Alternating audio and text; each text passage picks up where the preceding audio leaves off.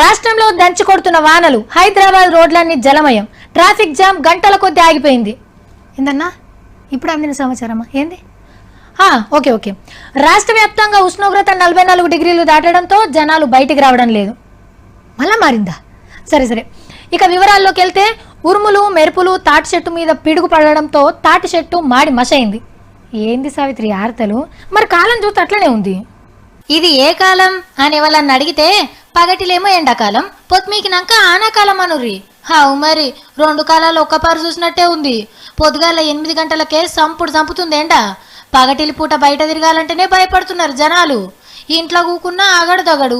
సూర్యారావు గీ తీర్ల power చూపిస్తున్నాడు. ఇక 4-5 కాగానే మొగులంతా మబ్బులు పడుతుంది నల్లగా.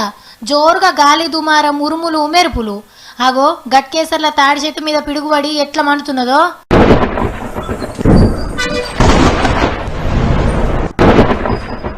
రాత్రి ఆన కూడా మంచిగానే అరుచుకుంది. దాంచుడు దంచే వరకు రోడ్ల మీద నీళ్లు మోపోయినాయి. కరెంటు పోయి సిగ్నల్ పనిచేయలే.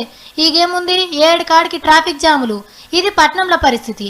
కానీ ఊర్ల పొంట పంటలకు నష్టమైతుంది చెడగొట్టానాలు చేయబట్కే. అగో మామిడికాయలు తుప్ప ఎట్లా రాలినాయో సక్కదనాల కాయ.